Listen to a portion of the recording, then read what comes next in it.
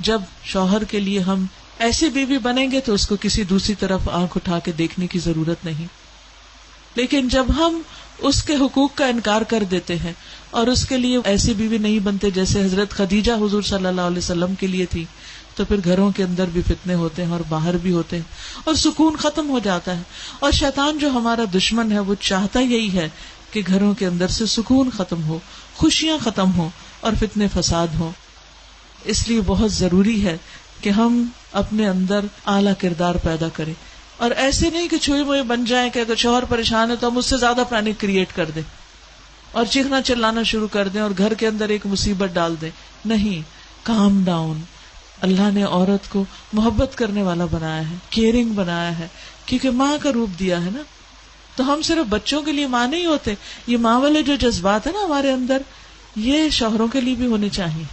کیونکہ at time شوہر بچوں جیسا بہیو کرنے لگتے ہیں تو اس موقع پر پریشان نہیں ہونا چاہیے.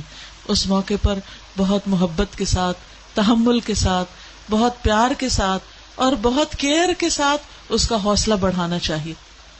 جب وہ چاروں طرف سے پریشانیوں میں گھر جائے تو اس کے لیے آپ ایک آخری سہارا ہوں، ایک ایسا سکون کا ذریعہ ہوں کہ جس سے اس کو ایک نئی انرجی ملنے والی ہو. آپ وہ ہوں اس کے لیے کہ جس سے اس کا دل خوش ہو جائے. تو آپ دیکھیں گے کہ پھر آپ کو کیا ملتا ہے.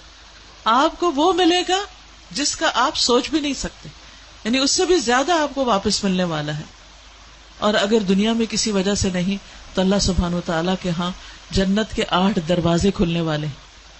آپ صلی اللہ علیہ وسلم نے فرمایا جو عورت 5 وقت کی نماز پڑھے، رمضان کے روزے رکھے اور اپنے شوہر کا دل خوش کر دے، وہ جنت کے جس دروازے سے چاہے داخل ہو جائے. جنت کے جس دروازے سے چاہے داخل ہو جائے، یعنی ایک طرف اللہ کے حقوق پورے کرنے والی ہو اور دوسری طرف شوہر کا خیال کرنے والی ہو تو اس کے لیے جنت کے دروازے کھلیں. تو اس لیے ہم خواتین کو، آپ سوچ رہی ہوگی کہ ہمیں کیوں بار بار نصیحت کریں، اس لیے کہ آپ میرے سامنے بیٹھی. میں اس وقت مردوں سے خطاب نہیں کر رہی، میں عورتوں سے کر رہی ہوں.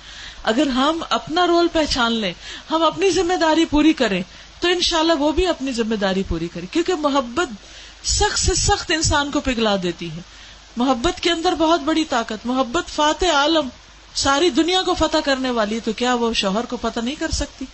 لیکن بعض اوقات وہ یک طرفہ طور پر دینی پڑتی ہے. دوسری طرف سے اگر محسوس نہیں بھی ہو رہی تو یک طرفہ طور پر دل پہ پتھر رکھ کے بھی اور اللہ سے اجر کی توقع رکھ کے انسان محبت دیتا رہے تو بہت سے معاملے گھر کے اندر ہی سلجھ جاتے ہیں. ایک دوسرے کے عیب وہیں چھپ جاتے ہیں اور گھر سے باہر بات نہیں جاتی، کیونکہ اللہ تعالیٰ نے دونوں کے رشتے کو ہن لباس لکم وانتم لباس لہن بتایا ہے کہ وہ تمہارے لیے لباس ہیں اور تم ان کے لیے لباس ہو.